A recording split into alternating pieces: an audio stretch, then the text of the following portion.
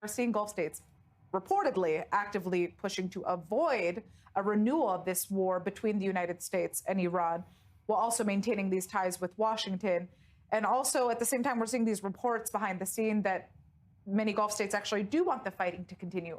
What do you make of this? What's going on here? I make of this that, first of all, everything said in public is potentially disinformation. That we simply have to understand. But also, just as Yaakov said, there's more than one way to seek the same goal. Everyone wants regime change in Iran, probably including Qatar, certainly including the UAE and Saudi Arabia. But some people have concluded it isn't possible with a purely bombing campaign, and almost no one wants a land invasion of Iran. And then you're left with the question of, is there any more degradation that can be done that would weaken the regime and make it more vulnerable to resumption of protests? I think many people in the Israeli defense establishment, again, Yaakov would know better than I, but my sense is they feel they've sort of optimized because no one wants to hit the Iranian civilian infrastructure that would turn a population against Israel and the U.S. So you're left with the question of, are there now diminishing returns if they resume a kinetic war? And I think many of the most thoughtful people that I speak to, and that includes in the past week at a strategic conference in London, would prefer a continuation of the debilitating naval blockade, which would take 2 or 3 months, to be sure, maybe more, which would cause the Western economies and Asian economies to incur a lot of damage. Right. But the Iranian idea that they can impose bone-crushing difficulty upon their own people, and that can last forever, whereas we in the West and in Israel and the rest of the Middle East can't stand 3 months of pain, that has to be rebuffed.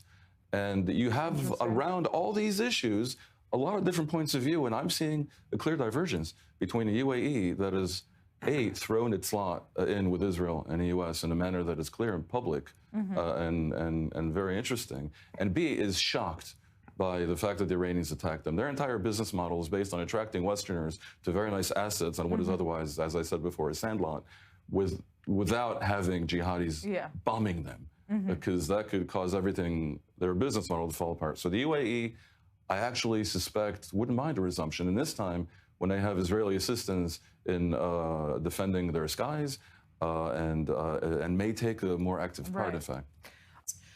This, global crisis that we're seeing right now is a result of the ongoing situation in the Strait of Hormuz. But of course, the bigger question here is how far is the world willing to go or willing to allow this situation to continue? Absolutely. The helium story reflects the fundamental truth that whereas we tend to think of the Persian Gulf and the Strait of Hormuz as affecting the oil markets in the world, and we understand that oil has petroleum implications, all kinds of stuff, and even fertilizer.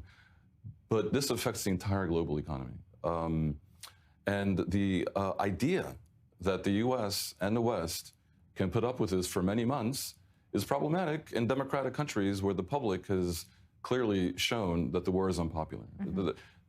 Many things about this war are making it unpopular, including, I fear, that the main messenger is Trump and the number 2 one is Netanyahu. These are not popular figures in Europe, to say the least, and also not so much in the U.S. these days. So there's clearly desire among the Americans to find an off-ramp for all these reasons, because of the midterms, because of the general unpopularity, because of the quantifiable economic cost. Which Trump is essentially denying. He seems to think he's doing very well. Talk to any other U.S. officials at the Pentagon or even in the White House, and you'll hear a different story. Of course, Trump is denying it. Obviously, Trump is not a loser. He's never going to walk away. But he's put himself in a very difficult position by the twin misfortune of having gone to this war without NATO by his side, having had the problematic history with his European allies that he has done in the past year, and clearly not having a plan for the highly predictable blockade in the Strait of Hormuz. And we see this in everything. The helium is just one reflection. Because we're looking at very bad options, and human beings aren't particularly well wired to choose the least bad because it's bad, as I consider these options, as I said before, I think maintaining the blockade and paying the price probably is the least bad. The U.S. wants an off-ramp certainly by June. A resumption of the war, because the Iranians know this, will just be another case of a lot of damage being done, and the Iranians holding tight because they know the war is not going to go on forever. And from the beginning, Trump said 6 weeks, And by the way, he's stuck by that more or less. So a whole series of negative options right now, highly unpredictable. Trump clearly has, he's a very proud guy with an ego. He's not going to want to look like a loser, and that may be the primary reason why the kinetic war actually might resume. But all the other arguments are pointing against it. If we were dealing with a country whose security forces we could trust, then I think things would be more straightforward. But because there's this inherent lack of trust in the actual identity of the security forces, this is why I think we're stuck. All right, quick response here, Dan. What do you make of this decree by al-Shara? Does it point to hardening of Syria's position, especially in the face of obvious U.S. pressure to see some type of deal made? It's clearly not a great sign.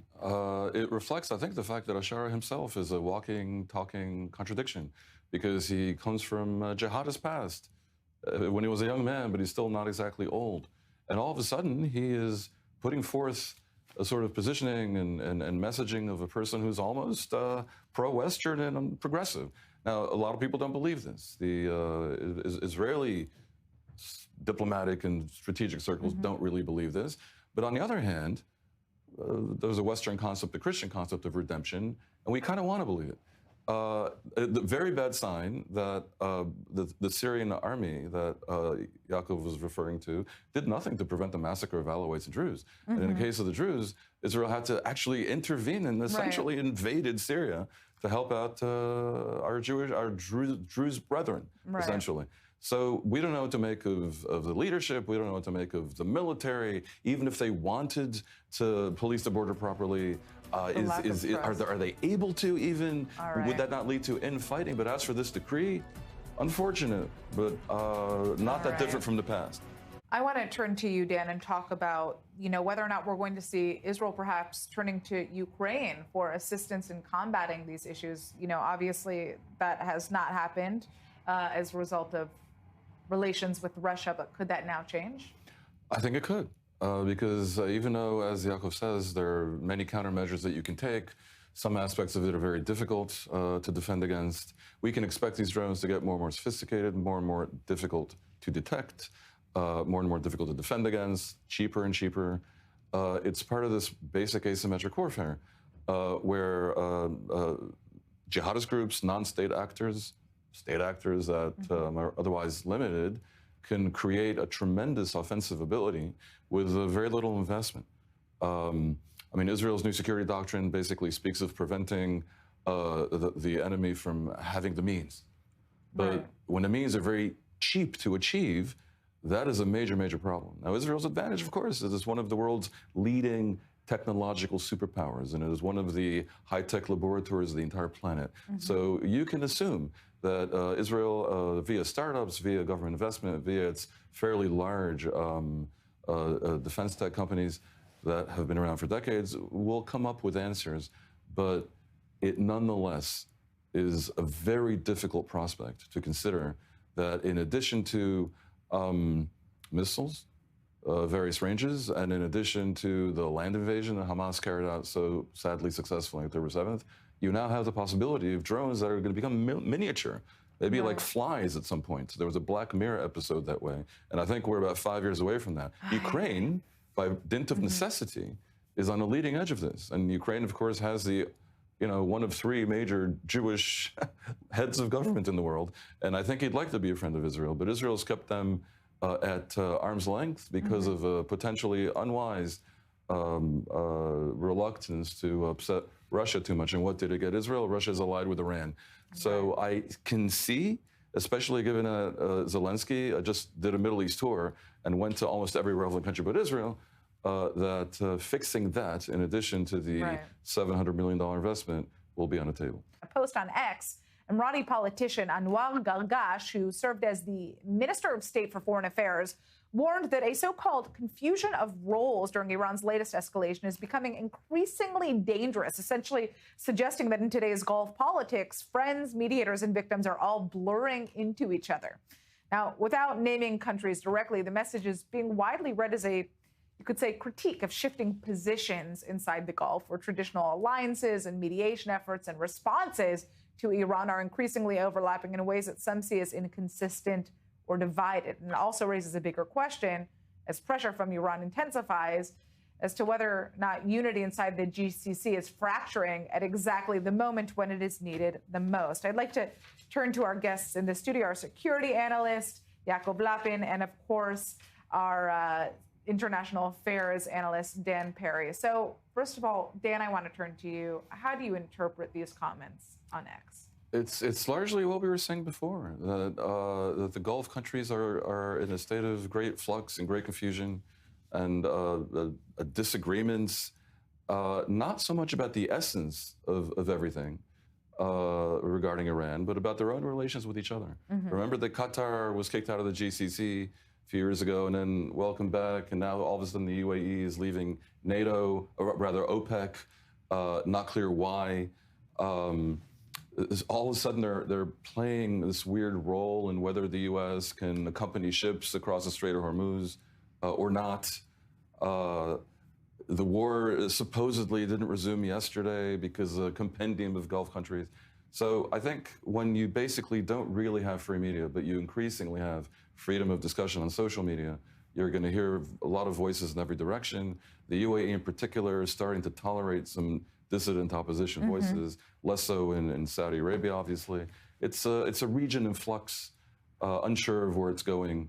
And I think the direction of travel largely is westward and in favor of, well, as I said before, in the case of the UAE, Israel, but also not so clear. Pakistan is in the mix, Turkey's in the mix, Middle East is volatile as ever. Right. I want to just ask you, in terms of what we see in Iran's targeting of the Gulf, where you think the major divide is here amongst countries in the Gulf when it comes to what needs to happen next? Well, look, I think the UAE is the most hawkish. We've had multiple reports not only of strikes on Iranian targets by the UAE, also by the Saudis, but also of attempts by the UAE to galvanize and recruit the Gulf countries to take an active and coordinated part in what would be a regional coalition against Iran. And they haven't been very successful, apparently, in doing that. Right. So we definitely have the UAE as a sort of frontline state here. It's the boldest member of the Abraham Accords. It's a very bold leadership, I think, not only in their willingness to maintain and continue to expand their alliance with Israel, but with a clear identification of Iran as an enemy. All the masks are off. The other Gulf countries, I don't think, are very far behind it, though. It's just a question of messaging and how much they want to continue to hedge, their risks, because they're going to have to live with Iran after this war and live with this terrible regime across the water. But I think at this stage, they're all pretty much on the same page. They know that Iran is their enemy. The difference still is how many of these countries understand that Israel is their ally and their friend. UAE clearly understands that. Bahrain understands that. I think the Saudis understand that. What about Qatar? Qatar is different. Qatar was a central member of the Islamist Muslim Brotherhood bloc. It thought that it had a different relationship with Iran. It was sorely mistaken. So I think Qatar is the big question mark here, and it could be the big surprise going forward in regards to Iran. I think some of them are calculating that it may be better to live with an Iran that is chastened but at least stable than to have forever war. I think that may be the fault line. Some of these countries would rather just see the war end and assume that the regime has been weakened. The idea of a prolonged war, which I predicted before the U.S. does not want to do, I think scares them very much. And in that regard, even the UAE would want to prevent such an outcome. All right. Well, I'd like to thank you both so much for joining us in the studio tonight.